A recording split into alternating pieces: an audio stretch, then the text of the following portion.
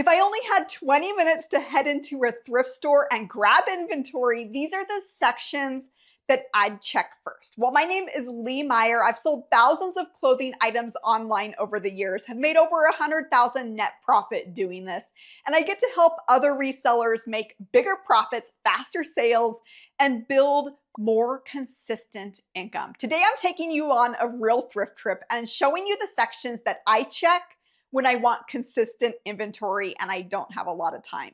Now, fair warning, these aren't necessarily the flashiest finds. They're not always the items that make for exciting YouTube videos, but they do put consistent money in your pocket. And they're the kinds of items that I find over and over again. Now, with that said, on this trip, like with most trips, I did find one item that will pay for the entire trip. So let's head inside and I'll show you exactly where to look first. We're gonna start with the men's pants and jeans section. And there is a misplaced item here, a Lacoste polo. And unfortunately, like you might expect, it is marked up. Thrift stores always mark up these brands that they recognize, your thrift store as well as mine. But what I'm looking for here are any lesser known brands that they're not going to be so quick to recognize. And this is a pair of pants.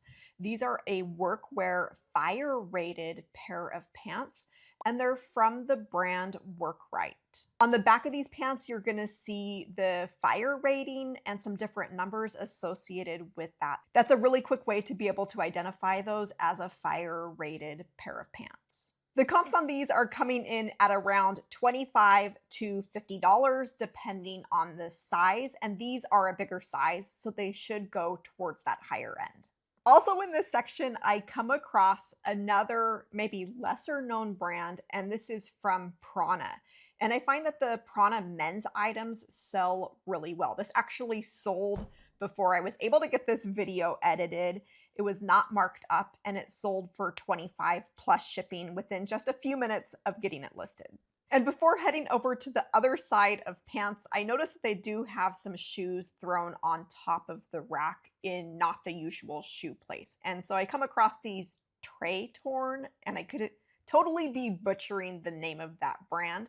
They can do pretty well, but unfortunately these are marked up, so it's going to be a no today.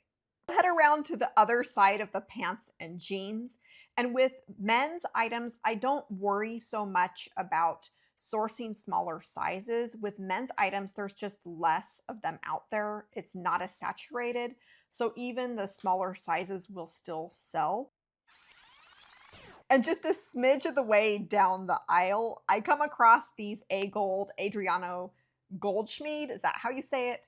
Pair of jeans. These are not marked up, surprisingly, so these are going to be a for sure grab. They're a really nice wash, really good condition, and it should be an easy 35 to 40 bucks. In these sections, I'm always on the lookout for workwear style pants. And so this is a workwear style pant, unfortunately from a brand that doesn't end up holding its resale value very well. But a lot of times, keeping your eye out for those more sturdy fabrics, things like cargo pockets, hammer loops, those types of items can do really well. Now, one mistake that I see new resellers make is chasing unicorn finds. Everybody wants the item that's worth $100 or $200. And don't get me wrong, I love finding those too. In fact, I found one on this trip, like I mentioned. I'll show you more towards the end. But with most full-time and part-time resellers, they don't build their business on finding just one amazing unicorn item. They build it by finding consistent profit over and over again. And I'd rather find consistent items that make me $15, $20, $30 than spend all day, especially with a little one, driving from thrift store to thrift store, hoping to stumble across one big find. Consistency is what scales. A quick wipe of the chocolate off the face and we'll head over to the other side of the aisle where there's long sleeve tops. And what this is a brand that I had never come across before, but I could tell immediately that it could be a valuable item just based off of the thickness of the fabric, the quality, as well as the branding, the tag. It had an interesting flag made out of maybe rubber on the sleeve. And so that was just an indication that that could be valuable. And once I looked up comps on that, it's pretty consistently selling for $15 to $30. And this is a bigger size. So again, I expect that would go towards the higher end. Popping on over to the smaller sizes, I come across a Miami Dolphins short sleeve. I'm not even sure what you would call this. This is the complete opposite of the US from me. It somehow ended up here. I'm going to go ahead and pick that item up. And because it's a team that's not in demand, at least here, I am able to pick that up pretty cheaply. And I know that there will be somebody online who does want this. That's the beauty of the internet. That is one thing that I am keeping my eye out throughout the men's sections is for any type of team related items. It's a jacket that's tin cloth or waxed canvas. It's super waterproof. Real quick, if you're getting frustrated with seeing your items just sit, or you're not making as much money as you know that you should be, and you're ready to see that turnaround this week, that's exactly why I created the Empowered Reseller. Inside, I show you how to get your items found and turn what you already have into faster sales and higher profits. So instead of guessing, you're turning what you already have into real money, and you're making more money on every item moving forward. Plus, you get support, real help when you need it, and you're not stuck trying to figure it all out on your own. And every month you get a deep dive into a proven clothing niche, so you're never passing by profitable items again. If that sounds like something you'd like, click the link below or head to empoweredreseller.com to see what we're diving into right now and to join us. If you haven't felt one of these before, you'll know exactly what it is when you feel it. Now, this brand in particular doesn't hold its resale value very well. It's also priced pretty high, but I have come across several of these in thrift stores that are from a brand that's called Outback Trading. I've also come across other brands that hold their resale value well. And so if you do come across this type of fabric, it's definitely one where you're gonna wanna look up comps.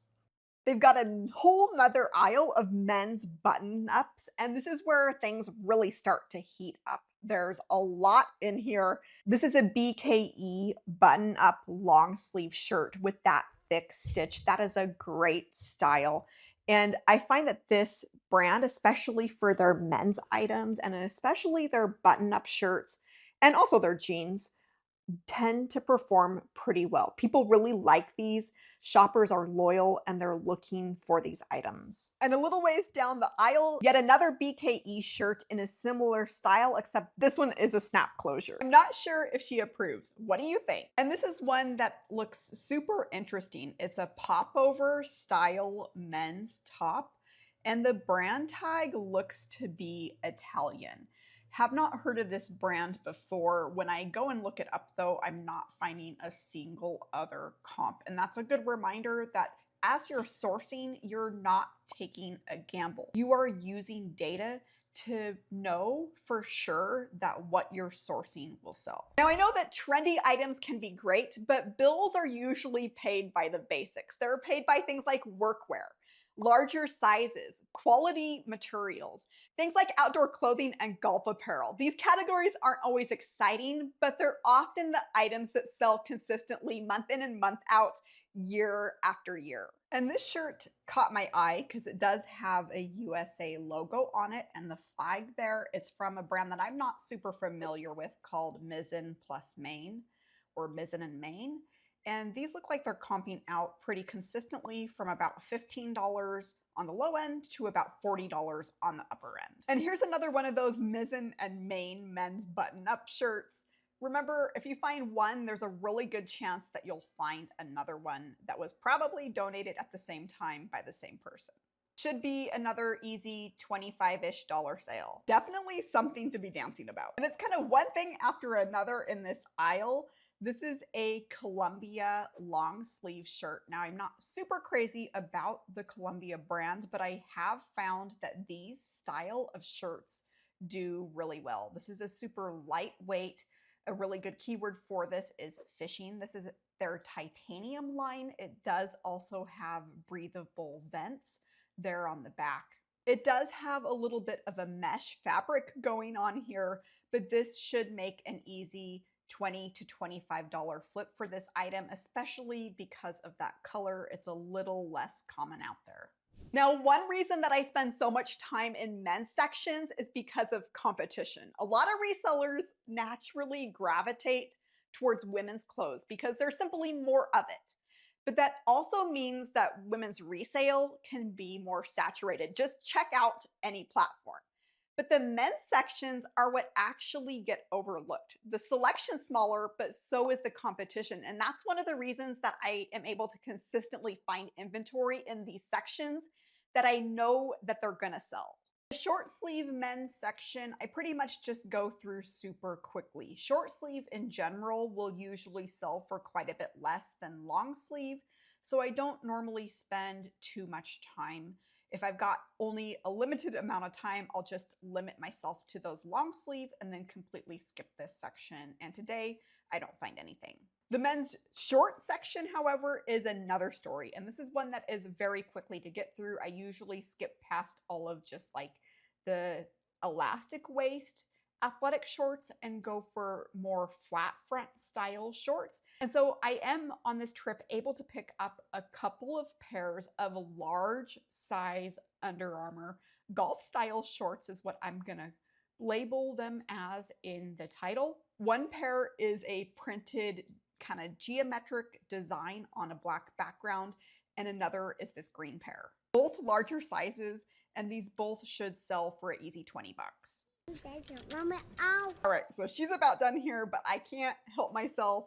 I have to check a couple of the women's sections before I leave. Sections that I know that I'm gonna be able to grab something pretty easily. And on my way to these sections, this print caught my eye. And so I grab it, take a look, and checking out the tag, you will start to notice that certain tags have a sort of anthropology look to them. They're fabric, and you can check if they are truly anthropology by looking for the RN number. It should say 66170. And in this case, it does. It is an anthropology item. And the thrift store hasn't caught this one, so it's not marked up. All right, so one of those surefire sections is the swimsuit section. Now that might be gross to a lot of people to wear a used swimsuit, and that might be why this is such a good section to go and check out. It may not turn over as quickly as some of the other sections, and there can be some really good profit hiding here. And on this trip, it's pretty quick section to get through, but on this trip, I was able to find this really cute swimsuit from Torrid. So we're gonna go ahead and get that. It's not even marked up at all. Now, most trips, I do find at least one item like the one that I'm gonna show you, but it's the bread and butter pieces that you've seen throughout this video that keep the business moving and money coming in. But these stronger finds, they're fun, and they're often what pays for the entire sourcing trip. And this next item is exactly why I always end up checking out just one more rack, even when I really need to leave. Okay, so I kind of screwed up and shut off my camera before heading to the women's jacket section. But this one jumped out at me, and it's gonna cover the entire trip. This is a Y2K era jacket. It's from a brand that I'd never heard of, but because of the style of it, the frame, the plaid, the embroidery, this has got a lot of fun details there. Those buttons. This is one that immediately grabbed my attention. And because of that, I looked up comps on this brand. Like I said, I've never seen this brand before, hadn't heard of it. It looks like they're pretty consistently going for anywhere from $45 up to one here that sold for $107. And I did go and verify this sale in Terapeak, and it did sell for that full asking price of $107. Now, this is why I never get discouraged by lower profit items. When a stronger find like this covers the entire sourcing trip, everything else becomes additional profit. And the goal isn't finding every expensive item in the store. The goal is to build a cart of good decisions that I know will sell. So I am glad that I did take that little bit of detour on the way to checkout through a couple of those women's sections where I knew that I could pick up some surefire wins. All in all, a pretty profitable trip and should easily be able to make over $200 on this one, especially with that last jacket. So even on a quick trip like this, we found multiple profitable items, several consistent bread and butter pieces, and one find that should cover the cost of everything else. That's really the lesson. You don't need every item in your cart to be a home run. You just need enough good decisions stacked together. Now, if you enjoyed this video, click on the one that's on your screen right now, because on that trip, I found 2 items selling for $75 to over $100 each, and I'll show you exactly how I spotted them. Just click here, and I'll see you there.